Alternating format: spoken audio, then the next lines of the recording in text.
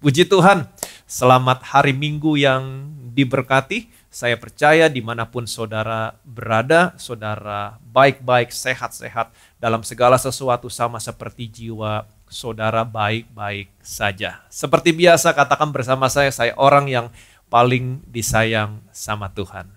Amin. Hari ini saya mau berbicara tentang bagaimana Allah berperkara sama saudara, mendidik saudara, untuk membantu saudara, supaya saudara betul-betul menyadari bahwa Allah begitu mengasihi saudara. Allah mau saudara tahu bahwa Allah begitu mengasihi saudara. Mungkin saudara tidak mengerti apa yang sedang terjadi sama saudara hari ini, sehingga saudara berkata, di mana janji Tuhan? Di mana janji Tuhan? Daud juga berkata demikian, di mana janji Tuhan? Ketika Daud mengalami masa-masa sulit di dalam hidupnya. Begitu juga dengan orang Kristen, banyak orang Kristen yang juga berkata hal yang sama. Di mana janji Tuhan? Di mana Mazmur 91? Setiap hari saya sudah klaim janji Tuhan. Tetapi hari ini saya mau kasih tahu sama saudara, apapun yang saudara alami, Tuhan saudara, Tuhan saya, Dia tidak pernah meninggalkan saudara dan saya. Kita lihat firman Tuhan, Roma pasal 4 ayat 1 sampai dengan 5. Jadi apakah yang akan kita katakan tentang Abraham bapa leluhur jasmani kita? Sebab jikalau Abraham dibenarkan karena perbuatannya, maka ia beroleh dasar untuk bermegah, tetapi tidak di hadapan Allah. Sebab apakah dikatakan nas kitab suci? Lalu percayalah Abraham kepada Tuhan dan Tuhan memperhitungkan hal itu kepadanya sebagai kebenaran. Kalau ada orang yang bekerja, upahnya tidak diperhitungkan sebagai hadiah, tetapi sebagai haknya. Tetapi kalau ada orang yang tidak bekerja, namun percaya kepada Dia yang membenarkan orang durhaka, imannya diperhitungkan menjadi kebenaran. Di ayat yang kelima dikatakan, tetapi kalau ada orang yang tidak bekerja, namun percaya kepada Dia yang membenarkan orang durhaka. Perhatikan baik-baik, membenarkan orang yang bagaimana? Membenarkan orang durhaka. Pertanyaan saya, bagaimana mungkin Allah yang kudus membenarkan orang durhaka? Seharusnya Allah yang kudus menghukum orang durhaka. Betul? Tetapi di sini dikatakan, tetapi kalau ada orang yang tidak bekerja, namun percaya kepada Dia yang membenarkan orang yang durhaka, imannya diperhitungkan menjadi kebenaran. Jadi pastikan saudara mengerti tentang hal ini. Karena ini adalah iman yang memperhitungkan saudara sebagai orang yang benar di mata Allah. Yaitu iman yang percaya bahwa Allah membenarkan orang durhaka. Tetapi yang menjadi pertanyaan, bagaimana mungkin Allah yang kudus, Allah yang tidak bisa membiarkan dosa, membenarkan orang durhaka? Nah, kalau halnya demikian, pasti ada dasar yang kuat. Kalau Allah membenarkan orang durhaka tanpa ada harga yang dibayar, tanpa ada penghukuman, maka Allah bukanlah Allah yang benar. Saya percaya Allah pasti punya dasar yang benar. Perhatikan baik-baik. Kalau saudara lihat ada sebuah cerita di internet, di situ diceritakan ada sebuah kastil tua di Galway di salah satu pulau di Irlandia. Ada sebuah cerita yang menarik di sana. Kastil tua ini dibangun sekitar tahun 1300-an. Pemiliknya adalah sebuah keluarga yang kaya yang bernama keluarga Lynch. Nah, keluarga Lynch adalah keluarga yang terkaya di Irlandia pada zaman itu. Banyak anak-anaknya yang menjadi wali kota, ada juga yang menjadi hakim. Pada tahun 1493 ada seorang hakim yang berasal dari keluarga ini, namanya James Lynch. James Lynch menjadi pusat perhatian pada saat itu. Kenapa? Karena anaknya yang bernama Walter Lynch melakukan pembunuhan. Dan pada zaman itu, kalau orang membunuh, hukumannya adalah orang tersebut harus digantung. Waktu anaknya dibawa ke hadapan hakim James Lynch untuk diadili, orang-orang berkumpul untuk melihat hukuman apa yang akan dijatuhkan oleh James Lynch kepada anaknya, Walter Lynch. Nah, James Lynch tetap menjatuhkan hukuman gantung kepada anaknya, Walter Lynch. Walter Lynch harus digantung. Tetapi karena Walter Lynch adalah anak seorang hakim, ketika harinya tiba, dia harus digantung di tengah-tengah keramaian di pasar saat itu. Orang yang mengeksekusi Walter Lynch, dia tidak berani mengeksekusinya. Eksekutor tidak berani menaruh tali di lehernya Walter Lynch, dan tidak ada seorang pun yang berani saat itu. Saudara tahu apa yang terjadi? Bapaknya sendiri, James Lynch, dia berjalan ke tempat eksekusi. Bapaknya sendiri yang mengalungkan tali ke leher anaknya dan mengeksekusi anaknya. Sehingga pada hari itu semua mata yang memandang peristiwa itu, tidak ada pertentangan, tidak ada perselisihan apapun, karena mereka semua menganggap hakim James Lynch adalah benar. Seberapa banyak di antara saudara yang mengerti bahwa Allah begitu mengasihi saudara sehingga Allah mengutus anaknya, anak yang paling dikasihi, dan Allah harus menghukum anaknya, dan Allah menghukum anaknya sampai anaknya mati di atas kayu salib. Petrus mengatakan, Yesus tidak berbuat dosa. Paulus mengatakan, Yesus tidak mengenal dosa. Yohanes mengatakan, di dalam Dia tidak ada dosa. Tetapi Yesus telah dibuat menjadi dosa karena saudara, karena saya. Allah menanggungkan semua dosa saudara dan saya di tubuh anaknya.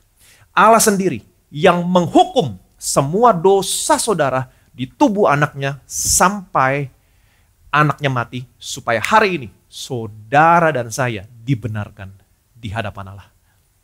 Amin. Sesungguhnya Allah tidak perlu memberikan anaknya datang ke dalam dunia ini, tetapi Allah memilih untuk memberikan anaknya. Dan Yesus juga memilih untuk datang ke dalam dunia ini. Amin. Dan sebentar lagi saudara dan saya akan merayakan Natal. Natal tidak lain dan tidak bukan adalah ekspresi dari kasih Allah buat saudara, buat saya. Amin. Dari surga, Yesus datang ke dalam dunia ini bukan hanya untuk mengekspresikan kasih Allah, tetapi Dia datang ke dalam dunia ini juga untuk memenuhi standar kebenaran dan kekudusan Allah. Yesus berkata, aku berkuasa untuk memberikan nyawaku, dan aku juga berkuasa untuk mengambilnya kembali. Tidak ada seorang pun yang dapat mengambilnya daripadaku. Saya mau kasih tahu sama saudara, sorga itu nyata, neraka juga nyata, benar-benar ada. Saya tidak tahu apakah saudara sependapat dengan saya atau tidak. Yesus berkata, neraka adalah dapur api, kegelapan abadi, tempat di mana terdapat ratapan dan kertak gigi. Tetapi saya juga mau saudara mengerti, neraka diciptakan bukan untuk saudara. Untuk itulah Yesus datang ke dalam dunia ini untuk membebaskan saudara dari neraka, membebaskan saudara dari hukuman yang kekal. Amin. Alkitab mengatakan, barang siapa percaya kepada anak, ia beroleh hidup yang kekal. Tetapi barang siapa yang tidak percaya kepada anak, ia tidak akan melihat hidup, melainkan murka Allah tetap ada di atasnya. Roma pasal 4 ayat 6 sampai dengan 8. Seperti juga Daud menyebut, berbahagia orang yang dibenarkan Allah bukan berdasarkan perbuatannya, berbahagialah orang yang diampuni pelanggaran-pelanggarannya dan yang ditutupi dosa-dosanya. Berbahagialah manusia yang kesalahannya tidak diperhitungkan Tuhan kepadanya.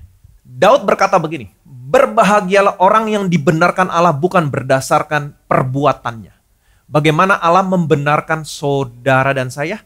Karena Allah punya dasar yang benar untuk membenarkan saudara, membenarkan saya, yaitu kematian anaknya. Kematian anaknya menyelesaikan semua dosa saudara dan saya satu kali untuk selamanya. Yang percaya boleh bilang amin. Bukan berarti saudara dan saya sudah sempurna hari ini. Tetapi karena apa yang anaknya lakukan di atas kayu salib hari ini, Allah melihat saudara, melihat saya sebagai orang yang benar. Dan semua berkat orang benar adalah milik saudara, milik saya. Amsal mengatakan keturunan orang benar akan diselamatkan. Anak cucu orang benar tidak akan meminta-minta roti. Janji ini adalah milik saudara, milik saya. Alkitab juga berkata, doa orang benar besar kuasanya. Kalau saudara berdoa hari ini, Tuhan akan mendengar doa-doa saudara. Jadi saudara tidak perlu kejar-kejar pendeta lagi. Dengan demikian saudara meringankan pekerjaan pendeta. Sesungguhnya saudara bisa berdoa sendiri. Dan saya percaya Tuhan akan mendengar doa saudara karena saudara adalah orang benar. Tetapi banyak orang Kristen yang menganggap bahwa doanya pendeta lebih didengar. Pak Pendeta tolong doakan saya, Pak Pendeta bisa menjadi mediator antara saya dengan Allah. No, saya bukan mediator saudara dengan Allah. Satu-satunya mediator saudara dengan Allah adalah Yesus. Kalau saya berdoa buat saudara atau kalau saya berdoa bersama-sama dengan saudara, jangan pernah jadikan saya mediator. Kalau saya berdoa bersama-sama dengan saudara, saya hanya menopang saudara di dalam iman, di dalam doa. Dan ingat, hanya Yesus yang dipermuliakan. Roma pasal 4 ayat 7 sampai dengan 8. Berbahagialah orang yang diampuni pelanggaran-pelanggarannya dan yang ditutupi dosa-dosanya. Berbahagialah manusia yang kesalahannya tidak diperhitungkan Tuhan kepadanya. Menarik sekali. Saya mau saudara mengerti. Di atas kayu salib, Allah sudah menanggungkan semua dosa saudara di tubuh anaknya. Allah menghukum semua dosa saudara di tubuh anaknya sampai anaknya mati. Ingat, semua dosa saudara sudah dihukum. Yang percaya boleh bilang amin. Amin. Nah, karena Allah sudah menghukum semua dosamu di tubuh anaknya, maka Allah tidak bisa lagi menghukum dosa saudara di tubuh saudara. Kalau saudara mengerti akan hal ini, saudara bukannya semakin mau berbuat dosa, justru sebaliknya saudara akan semakin mengasihi Tuhan. Yesus berkata, kalau saudara tahu dosamu yang banyak diampuni, maka saudara akan semakin mengasihi Tuhan. Dengan kata lain, semakin saudara mengalami kasih Tuhan, maka saudara akan semakin mengasihi Tuhan. Amin. Saudara masih ingat cerita tentang perempuan yang berdosa? Perempuan ini datang kepada Yesus membawa buli-buli berisi minyak wangi yang sangat mahal harganya. Perempuan ini adalah orang berdosa. Banyak orang yang berpendapat kemungkinan perempuan ini seorang pelacur. Saudara tahu bagaimana dan dari mana perempuan ini mendapatkan minyak wangi yang mahal harganya? Dari hasil pekerjaannya. Nah, apa yang dia dapat? Perhatikan baik-baik. Apa yang dia dapat adalah dari hasil pekerjaannya. Jadi setiap kali dia melakukan pekerjaannya, jiwanya hilang. Saya percaya dia merasakan jiwanya terhilang. Dia membawa minyak wangi yang mahal harganya, yang dia dapatkan dari hasil pekerjaannya, menggambarkan apa yang hilang dari hidupnya, yaitu jiwanya yang hilang. Saudara tahu apa yang terjadi? Ketika perempuan ini menyadari dosanya yang banyak diampuni, perempuan ini membawa minyak wangi yang mahal harganya untuk mengurapi Yesus. Dan apa yang Yesus lakukan? Yesus memulihkan jiwanya. Mazmur mengatakan, Tuhan adalah gembalaku, takkan kekurangan aku. Ia membaringkan aku di padang yang berumput hijau. Ia membimbing aku ke air yang tenang. Ia menyegarkan jiwaku. Orang-orang Farisi yang melihat peristiwa ini berkata, jika ia ini nabi, tentulah ia tahu siapa perempuan yang menjamah dia. Yesus berkata kepada mereka, ada dua orang yang berhutang kepada si pemberi uang. Yang satu berhutang 100 dinar, yang satu lagi berhutang 1 dinar. Karena mereka berdua tidak bisa membayar hutangnya, maka mereka dibebaskan dari hutang. Kemudian Yesus bertanya kembali kepada mereka, siapakah di antara mereka berdua yang berhutang ini yang terlebih mengasihi si pemberi hutang? Tentu yang paling banyak dihapus hutangnya. Yesus berkata, benar katamu, kamu lihat perempuan ini? Aku masuk ke rumahmu, kamu tidak memberi aku air untuk membasuh kakiku. Tetapi perempuan ini membasahi kakiku dengan air matanya. Aku masuk ke rumahmu, kamu tidak mencium aku. Tetapi perempuan ini tidak berhenti mencium kakiku. Aku masuk ke rumahmu, kamu tidak memberi aku minyak untuk mengurapi kepalaku. Tetapi perempuan ini mengurapi kakiku dengan minyak yang mahal harganya. Kamu tahu Kenapa perempuan ini lebih mengasihi aku dibanding kamu mengasihi aku? Karena perempuan ini tahu dosanya yang banyak sudah diampuni. Itu sebabnya dia lebih mengasihi aku dibanding kamu mengasihi aku. Amin. Saudara dan saya harus memberitakan kebenaran ini. Betapa Tuhan mengasihi saudara, betapa Tuhan mengasihi saya. Dan hasilnya bukan saudara semakin mengasihi dosa, bukannya semakin hidup seenak-enaknya di dalam dosa, bukan. Tetapi hasilnya saudara dan saya akan memiliki hidup yang semakin mengasihi Tuhan. Amin. Daud berkata, berbahagialah manusia yang kesalahannya tidak diperhitungkan Tuhan kepadanya. Kenapa Daud berkata demikian? Karena Daud mengalami hal-hal yang buruk di dalam hidupnya akibat perbuatannya. Daud sesungguhnya bukan contoh yang baik. Daud bukan hanya mengambil Batsheba, tetapi Daud juga membunuh Uria, suaminya Batsheba. Kemudian Allah mengutus Nabi Nathan. Nabi Nathan berkata kepada Daud, karena engkau berbuat demikian, maka pedang tidak akan pernah menyingkir dari keturunanmu sampai selama-lamanya. Kemudian Daud berkata begini, aku sudah berdosa terhadap Tuhan. Daud menyesal, tetapi pedang tetap tidak akan menyingkir dari keturunan Daud. Kalau saudara baca terus ceritanya, kisah tentang Daud, anak-anaknya Daud saling membunuh. Absalom memberontak kepada Daud, dan pada akhirnya Absalom juga mati dibunuh. Semua kesalahannya Daud diperhitungkan Tuhan. Itu sebabnya Daud berkata, berbahagialah manusia yang kesalahannya tidak diperhitungkan Tuhan. Amin. Pertanyaan saya, kenapa kesalahan Daud diperhitungkan Tuhan? Karena Daud hidup di bawah hukum Taurat. Sedangkan saudara dan saya, Alkitab mengatakan saudara dan saya tidak lagi hidup di bawah hukum Taurat, tetapi hidup di bawah kasih karunia. Dosa-dosa saudara tidak lagi diperhitungkan Tuhan. Kenapa? Ingat, karena semua dosa saudara, dosa saya sudah diperhitungkan Tuhan di tubuh anaknya. Semua dosamu, semua dosa saya sudah dihukum di tubuh anaknya sampai anaknya mati. Sehingga Alkitab berkata, tidak lagi ada penghukuman buat orang-orang yang ada di dalam Kristus Yesus. Yang percaya boleh bilang amin. Amin. Banyak orang berkata, kalau Allah tidak lagi memperhitungkan dosa-dosa kita, berarti Allah membiarkan segala sesuatunya terjadi dong. Nah, kalau Allah tidak lagi menghukum saudara hari ini, bukan berarti Allah melipat tangan dan membiarkan segala sesuatunya terjadi. No. Allah begitu mengasihi saudara. Karena Allah begitu mengasihi saudara.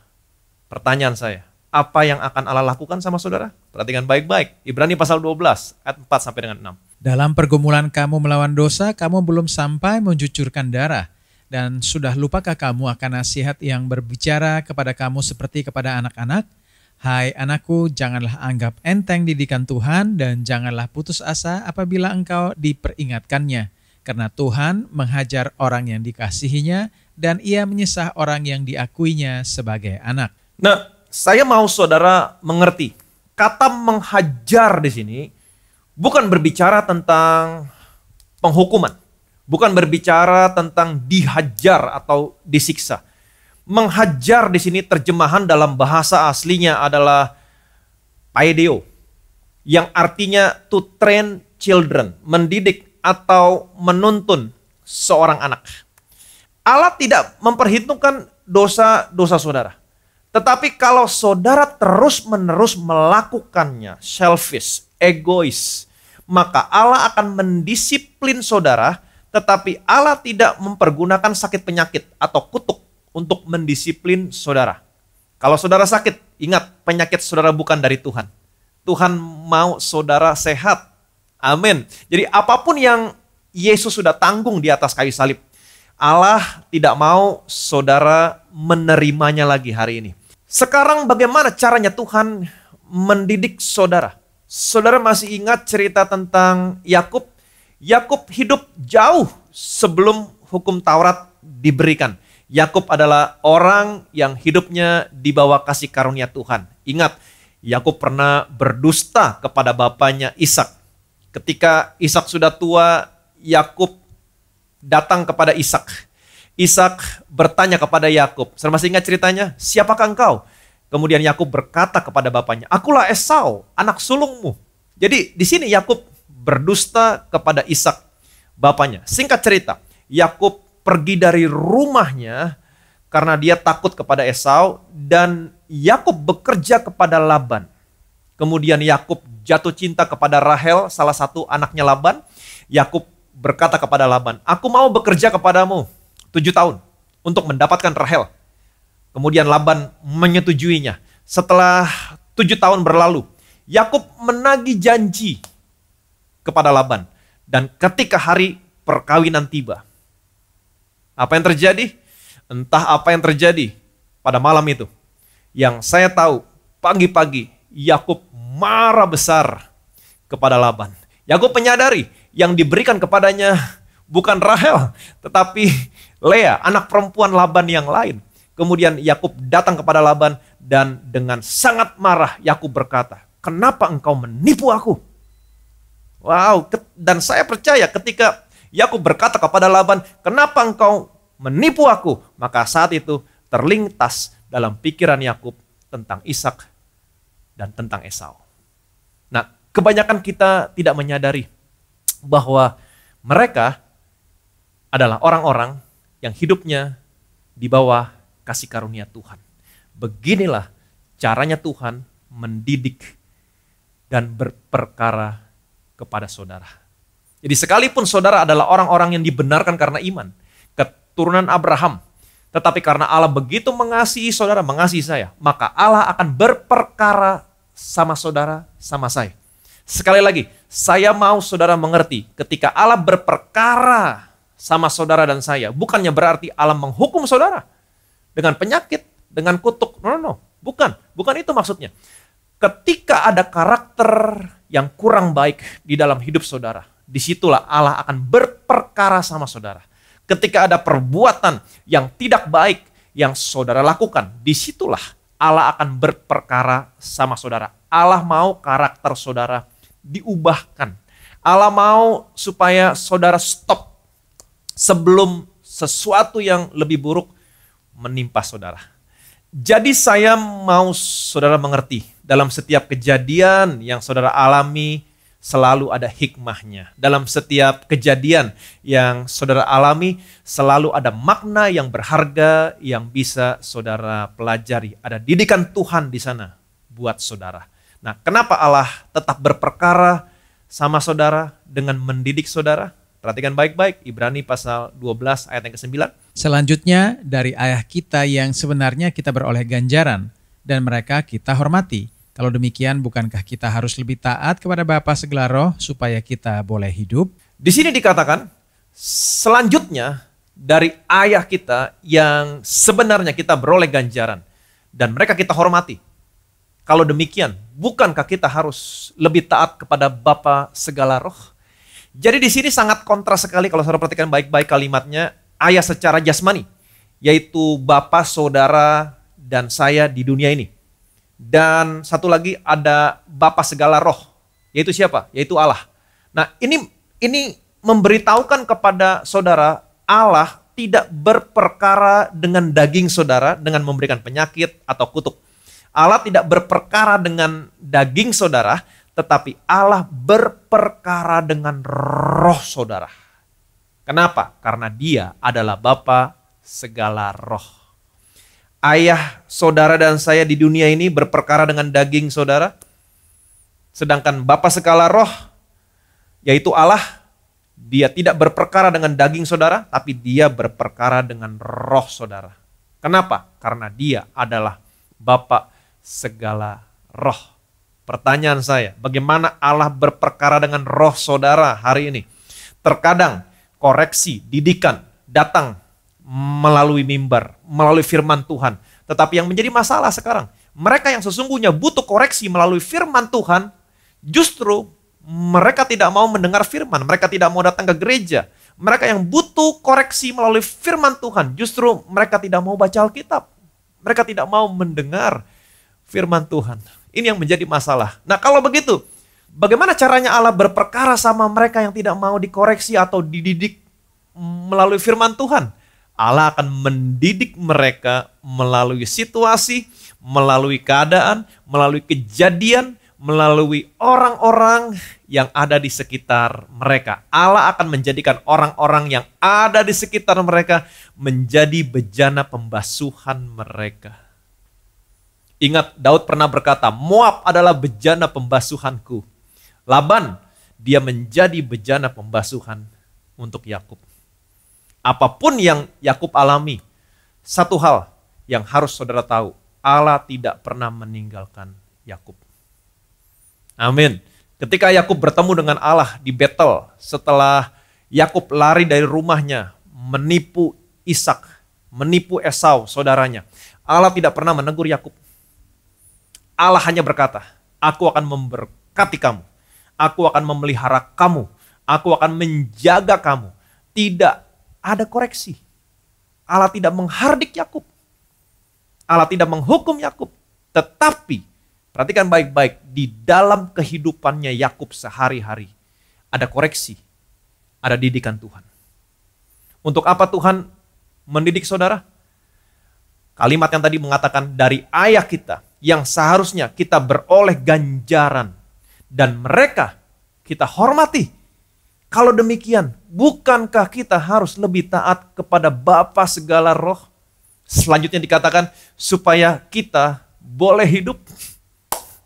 Jadi, Tuhan mendidik saudara, mendidik saya, karena Tuhan mau saudara beroleh hidup. Yang percaya boleh bilang amin. Amin. Ibrani pasal 12 ayat 10. Sebab mereka mendidik kita dalam waktu yang pendek sesuai dengan apa yang mereka anggap baik. Tetapi Dia menghajar kita untuk kebaikan kita, supaya kita beroleh bagian dalam kekudusannya. Tetapi Dia menghajar kita untuk kebaikan kita. Tolong saudara garis bawahi kalimat ini. Untuk kebaikan kita. Supaya kita beroleh bagian dalam kekudusannya. Jadi apapun yang saudara alami sekarang, sekalipun situasinya sulit, sekalipun tidak masuk akal buat saudara, ingat, Tuhan turut bekerja untuk mendatangkan kebaikan buat saudara, buat saya. Apapun yang saudara alami hari ini, ingat baik-baik, endingnya pasti baik. Yang percaya boleh bilang amin. Jadi beginilah caranya sekarang Allah mendidik saudara, Allah menghajar saudara. Kebanyakan orang berpikir menghajar dengan sakit penyakit, dengan penghukuman, dengan kutuk. No. Kata menghajar di sini artinya to train children. Allah akan mendidik saudara, menuntun saudara, seperti mendidik menuntun seorang anak. Ingat, Dia tidak berperkara dengan daging saudara, dengan memberikan penyakit, dengan memberikan kutuk, tidak. Tetapi Dia berperkara dengan roh saudara, karena Dia adalah Bapa segala roh. Bagaimana caranya Dia berperkara dengan roh saudara hari ini? Dengan firman Tuhan. Dia akan mendidik saudara dengan firman Tuhan. Dia menegur saudara dengan firman Tuhan. Amin. Tetapi bagaimana dengan orang-orang yang tidak mau mendengar firman Tuhan? Allah akan mempergunakan situasi orang-orang yang ada di sekeliling untuk mendidik saudara menjadi bejana pembasuhan buat saudara. Jadi, apapun yang saudara alami sekarang, sekalipun situasinya sulit, sekalipun tidak masuk akal, ingat, Dia Tuhan yang selalu turut bekerja dalam segala sesuatu untuk mendatangkan kebaikan buat saudara, buat saya. Apapun yang saudara hadapi hari ini, endingnya pasti baik. Yang percaya boleh bilang amin. Diberkatilah saudara, diberkatilah saya memiliki Allah yang seperti Yesus. Saya punya satu kesaksian buat saudara hari ini. Kesaksiannya datang dari Ibu Elizabeth yang ada di Semarang. Shalom, puji Tuhan. Saya ingin memberikan kesaksian akan kasih karunia dan kebaikan Tuhan yang telah kami terima dan yang telah kami alami. Beberapa waktu lalu di tengah situasi yang tidak menentu seperti saat ini, saya sempat bergumul tentang hidup saya. Saya rindu untuk dapat mengerjakan sesuatu yang tidak hanya menjadi penghidupan kami, tetapi juga dapat menjadi berkat. Suatu ketika saya mendengar kesaksian seorang ibu pada ibadah online Bethesda Church. Dalam kesaksian tersebut diceritakan bahwa ibu ini mendapatkan berkat yang sepertinya tidak mungkin di masa pandemi seperti sekarang ini. Dan dia pun terus menantikan pintu-pintu kebaikan apalagi yang akan Tuhan bukakan di masa mendatang. Ketika mendengar kesaksian itu saya merasa sangat diberkati dan juga sekaligus diingatkan bahwa seperti itulah seharusnya sikap kita. Kadang kita sudah mengetahui kebenaran, tetapi kadang situasi hidup yang sulit membuat kita lupa kembali. Meskipun kita sudah pernah mendengar firman Tuhan, tetapi tetap perlu terus-menerus mendengarkan kebenaran firman bahwa kita adalah anak-anak yang dikasihi Tuhan, bahwa Tuhan adalah Tuhan yang berada di pihak kita, sehingga kita bisa dengan yakin selalu menantikan kebaikan Tuhan yang dinyatakan di dalam kehidupan kita. Saya pun mulai berdoa kepada Tuhan, Tuhan, saya mau menantikan pintu-pintu kebaikan yang Tuhan akan bukakan di depan saya. Dan puji Tuhan, sebelum tahun 2020 berakhir, Tuhan membukakan jalan untuk saya sekeluarga sehingga saya bisa membuat dan berjualan roti. Sepertinya Tuhan menaruh keinginan di hati dan pikiran saya untuk membuat jenis roti tertentu yang sebelumnya saya pikir saya tidak mungkin bisa membuatnya, apalagi sampai berjualan roti.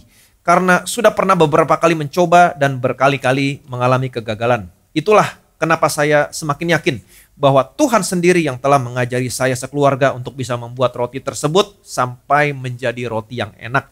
Meskipun sepertinya tidak mungkin karena hanya menggunakan oven kuno yang sederhana. Benar-benar Tuhan menunjukkan bahwa Ia sanggup memberkati dari apa yang ada pada kita meskipun sedikit dan sepertinya tidak berarti. Dan ajaibnya lagi Tuhan menggerakkan orang-orang untuk memesan roti yang kami buat. Sehingga mulailah kami menerima pesanan roti tersebut walaupun dengan kapasitas kecil. Dari situ mulailah bertambah orang-orang yang memesan roti kami. Kebaikan Tuhan masih terus berlanjut. Ketika kami masih takut-takut untuk memperbesar kapasitas, tiba-tiba Tuhan menggerakkan salah seorang kerabat kami untuk memberkati kami dengan satu set peralatan bakery yang lengkap dan tidak tanggung-tanggung kualitasnya. Sebelumnya kami belum pernah memakai peralatan secanggih itu karena tidak ada di antara kami yang pernah sekolah pastry. Dan hal ini adalah hal yang baru untuk kami sekeluarga. Jadi kami harus belajar mempergunakan peralatan baru itu. Dan Tuhan pun turut bekerja dalam segala sesuatu. Amin. Sehingga dalam waktu yang cepat kami akhirnya bisa mempergunakan peralatan baru tersebut. Dan Tuhan mengatur semuanya.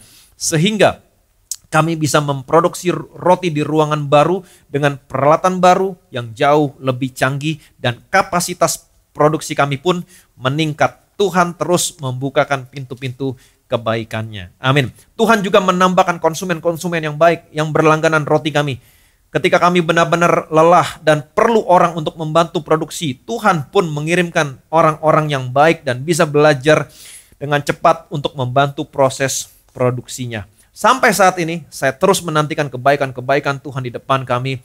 Semua yang kami alami ini sungguh adalah karena Tuhan. Kami sendiri tidak bisa sehingga tidak ada yang dapat dibanggakan dari kami selain dari Tuhan kami yang ajaib. Kami sangat bersyukur kepada Tuhan Yesus dan terima kasih juga kepada Pastor Ivan dan Bethesda Church yang terus memberitakan Injil kasih karunia Allah yang selalu mengajarkan kepada kami untuk selalu mengandalkan Tuhan dan menaruh pengharapan hanya kepada Tuhan Yesus. Kiranya semakin banyak orang yang mengenal Injil kasih karunia Allah, yaitu Tuhan Yesus itu sendiri. Segala kemuliaan, hormat, pujian hanya bagi nama Tuhan Yesus Kristus. Amin. Puji Tuhan. Diberkatilah saudara, diberkatilah saya yang memiliki Allah yang seperti Tuhan Yesus. Betapa kami bersyukur buat kasih-Mu Tuhan yang begitu besar, di mana Engkau begitu mengasihi kami. Alkitab berkata tidak lagi ada penghukuman buat orang-orang yang ada di dalam Kristus Yesus. Karena Engkau sudah menghukum semua dosa kami di tubuh anak-Mu. Engkau sudah memperhitungkan semua dosa kami. di tubuh anakmu, sehingga hari ini engkau tidak lagi menghukum kami, engkau tidak lagi memperhitungkan dosa kami di tubuh kami, karena semuanya sudah diperhitungkan dan dihukum di tubuh anaknya, sehingga hari ini tidak lagi ada penghukuman buat orang-orang yang ada di dalam Kristus Yesus. Tetapi engkau juga tetap berperkara dengan kami, bukan dengan penghukuman, tetapi hari ini kami telah mendengar kabar baik. Engkau berperkara kepada kami, bukan dengan daging kami, tapi dengan roh kami, mendidik kami, seperti engkau mendidik seorang anak, yaitu dengan firman-Mu Tuhan. Firman-Mu yang menguatkan kami, firman-Mu juga akan menegur kami, akan memperbaiki kami Tuhan. Dan kami percaya, sekarang kami mengerti, Engkau mendidik kami supaya kami beroleh hidup dan mendapat bagian di dalam kekudusan-Mu. Kami percaya Tuhan, didikan-Mu akan mendatangkan kebaikan dalam kehidupan kami. Jadi apapun yang terjadi dalam hidup kami, dalam hidup anak-anak-Mu hari ini Tuhan. Mungkin mereka tidak mengerti apa yang mereka alami. Mungkin mereka down, mungkin mereka merasa Tuhan meninggalkan mereka. Tapi satu hal yang kami tahu hari ini, Engkau tidak pernah meninggalkan kami. Engkau selalu ada bersama-sama dengan kami, mendidik kami. Dan Engkau juga akan mempergunakan firman-Mu untuk membuat kami beroleh hidup dan mendapat bagian dalam kekudusan-Mu. Sehingga kami percaya kebajikan, kemurahan belaka yang boleh terjadi dalam seluruh area kehidupan kami. Segala kemuliaan, segala hormat, segala pujian hanya bagi nama Tuhan. Semua yang percaya sama-sama kita katakan amin.